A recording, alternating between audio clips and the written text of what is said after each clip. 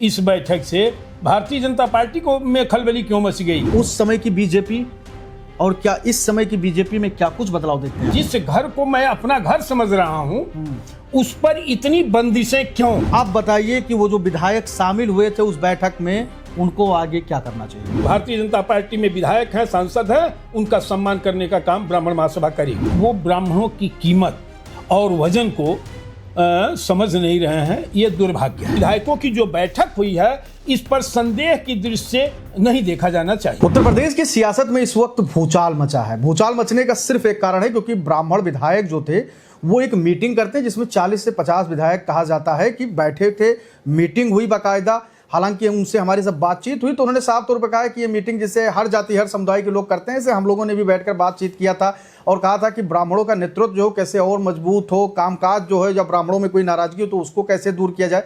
लेकिन जैसे ही ये मीटिंग होती है, सियासी गलियारों में आग लग जाती है। वजह सिर्फ ये होता है कि आखिर में ब्राह्मण कैसे एकजुट हो गए और उन्होंने मीटिंग कैसे कर ली। हमारे साथ बातचीत करने के लिए ब्राह्मण महासभा रा के राष्ट्रीय अध्यक्ष राजेंद्र नाथ त्रिपाठी जी हैं, उनसे हम बातचीत करेंगे और जानने की कोशिश करेंगे कि आखिर में ये जो ब्राह्मणों विधायकों की जो मीटिंग हुई और उसके बाद बीजेपी के जो नए प्रदेश अध्यक्ष हैं पंकज चौधरी, उन्होंने जो ऐलान किया, जो चेतावनी जारी की, उसका क्या कुछ मकसद है, क्या उद्देश्य है। बहुत बहुत स्वागत है दादा आपका।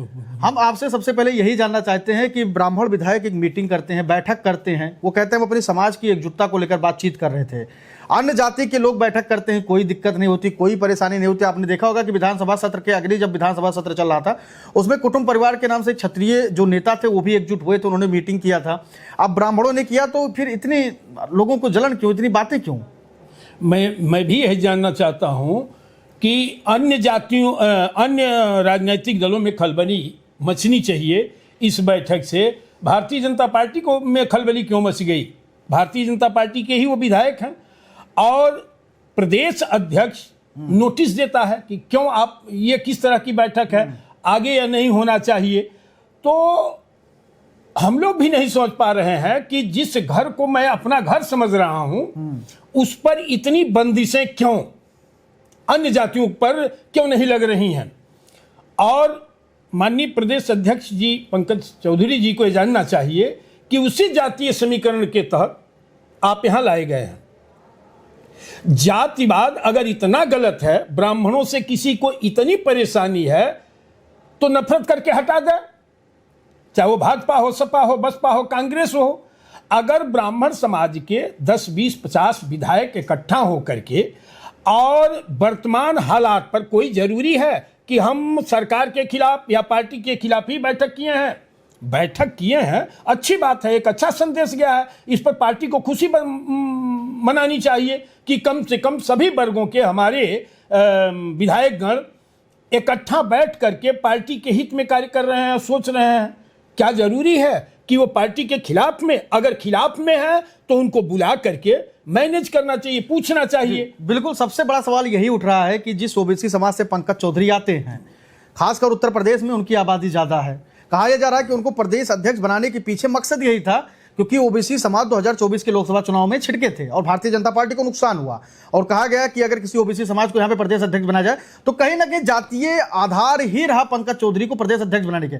फिर ब्राह्मणों से इतनी नफरत क्यों? अगर बैठक होती है, अपने समाज की बात करनी होती है, संतोष वर्मा जैसे आईएएस अशब्द कहते हैं एक मर्यादित पोस्ट पर रहकर, और कोई बीजेपी के नेता अगर वहां पर नहीं बोलता है या उनका कोई दुष्प्रचार नहीं करता ना, उसको सस्पेंड किया जाता है, तो फिर अगर ब्राह्मण यहाँ पे बैठे तो इतनी ब्राह्मणों से दिक्कत क्यों हो रही? मकसद क्या था? ऐसा है, वो ब्राह्मणों की कीमत और वजन को समझ नहीं रहे हैं, ये दुर्भाग्य है।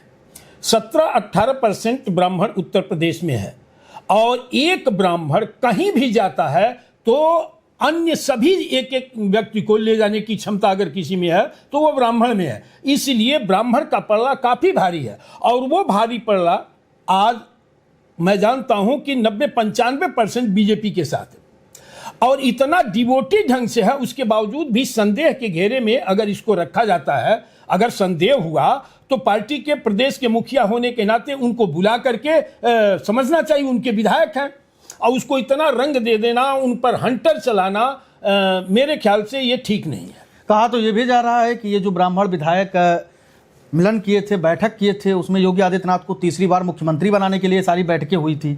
तो क्या जो बार बार ये आरोप लगता है कि पंकज चौधरी शाह के आदमी हैं, केंद्र से लाए गए हैं।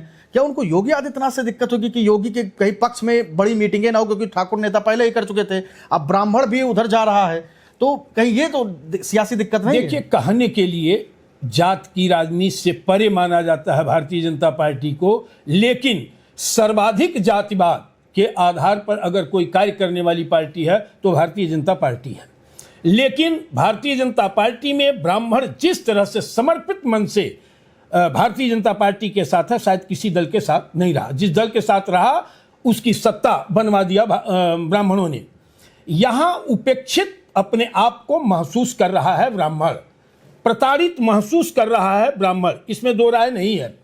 तो ब्राह्मण समाज के विधायक अपने क्षेत्रों में ब्राह्मण समाज के दर्द को देख रहे हैं और किंग कर्तव्य विमूढ़ की स्थिति में है कि अगर इनकी बातों को, इनकी पीड़ाओं को हम संगठित होकर के पार्टी के मुखिया या सरकार में नहीं रख पाएंगे तो कल मैं खुद खतरे में पड़ जाऊंगा, और जब विधायक खतरे में पड़ेगा तो सरकार खतरे में पड़ेगी। अच्छा, तो कहीं न कहीं ये पार्टी हित में, सरकार हित में ये विधायकों की जो बैठक हुई है, इस पर संदेह की दृष्टि से नहीं देखा जाना चाहिए। कल प्रधानमंत्री नरेंद्र मोदी आए थे, एक ही मंच पे बैठे थे योगी आदित्यनाथ, राजनाथ सिंह, बड़े बड़े नेता, दोनों उप मुख्यमंत्री ब्रजेश पाठक, केशव प्रसाद मौर्य।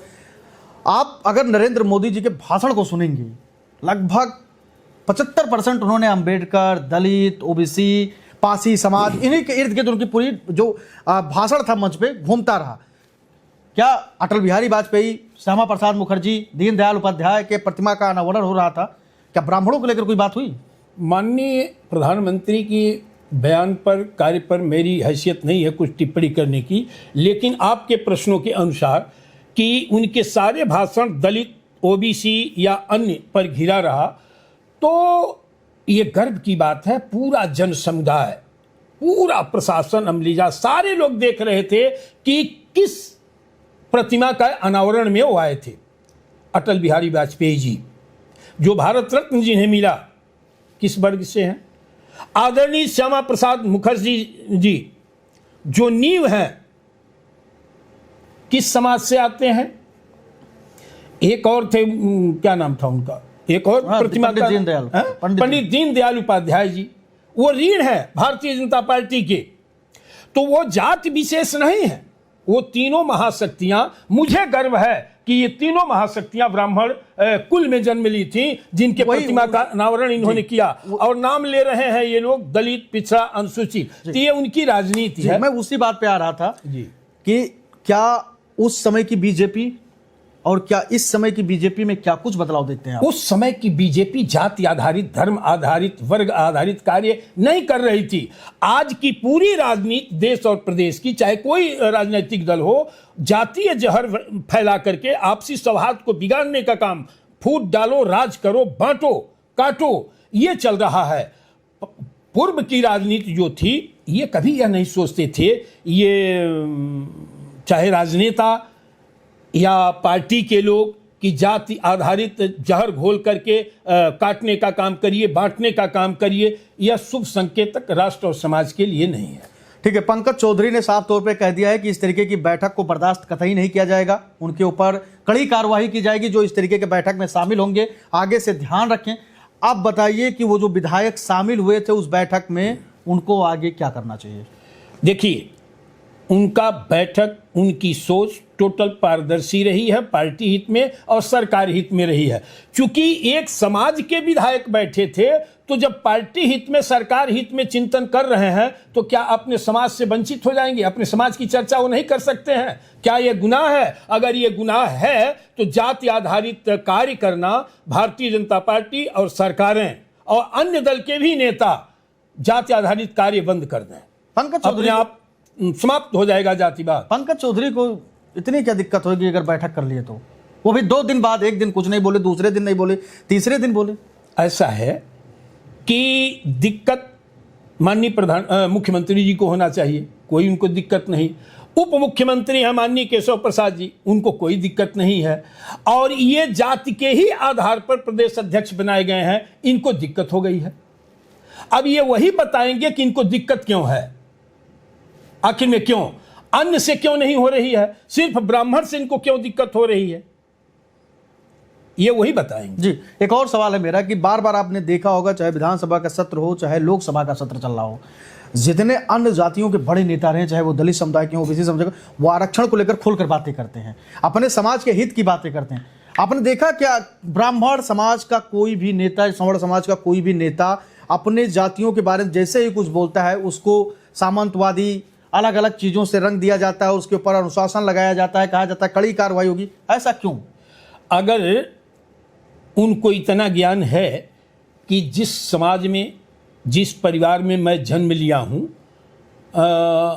उसके अगर हित की रक्षा मैं नहीं कर सकता तो समाज, देश और पार्टी की रक्षा मैं क्या कर पाऊंगा। आज लोकसभा भी चली है, विधानसभा भी चली है। लोकसभा में भी तमाम ब्राह्मण हैं और विधानसभा में भी तमाम ब्राह्मण प्रतिनिधि हैं, सभी दलों में हैं, सिर्फ भाजपा की बात नहीं करता। लेकिन ये जो हमारी बहन बेटियों पर अंगुली उठाने का काम और संसदीय भाषा का प्रयोग करने का काम संतोष वर्मा ने जो किया है, इस पर किसी के मुंह से आवाज नहीं निकली, सबके मुंह पर दही जमा। अन्य दल के, अन्य जात के लोगों की बात छोड़ दीजिए, ये ब्राह्मण विधायक, सांसद, मंत्री क्यों नहीं आवाज उठाए? ये ब्राह्मण समाज के लिए सबसे पीड़ा की बात है कि हम और किसी से उम्मीद नहीं कर सकते, लेकिन इन लोगों से उम्मीद है जो ये बैठ के कर रहे हैं, या हमारे समाज के जो सांसद, विधायक, मंत्री हैं, ये क्यों नहीं आवाज उठाए? कब उठाएंगे? किस दिन के लिए ब्राह्मण समाज इनको से उम्मीद करके इनको जिता के सदन में भेजने का काम किया है? इनको आवाज उठाना चाहिए। अगर आवाज नहीं उठा सकते हैं तो समाज के लिए लड़ाई ये क्या लड़ेंगे? जी, एक और अहम सवाल है, लास्ट सवाल आपसे मैं लेता हूं, क्या ये जो बैठक हुई है, अगर ये, क्या इन विधायकों को डर जाना चाहिए इस बैठक के बाद, जैसा कि उन्होंने चेतावनी दे दिया पंकज चौधरी ने, क्या फिर अगर ये अपनी समाज की बात उठाना ही है तो क्या ये इस्तीफे के लिए भी तैयार रहें? कौन सा गुनाह किया है इन्होंने कि इनको डर जाना चाहिए? आप अपने समाज की लोगों के साथ बैठक किए हैं तो ये कौन सा अपराध है भाई? अगर वो इन्होंने हंटर चलाया है तो इसका जाकर के मिलकर उनको शिष्टमंडल लेकर के अपने सारे विधायकों के साथ वो बात करें। ये लोकतंत्र है। माननीय मुख्यमंत्री जी से बात करें, बताएं अपनी स्पष्ट बात। इसमें डरने की क्या जरूरत है? या तो दोनों तरफ चलने से लाभ नहीं होगा, या तो इनको समाज को लेकर चलना है और गर्व करना है कि मैं ब्राह्मण कुल का हूं और आज की राजनीति के अनुसार हमको ब्राह्मण के साथ रहना है, तभी हमको उस समाज का वोट मिलेगा, और नहीं तो छोड़ दें, पार्टी के आधार पर चलें।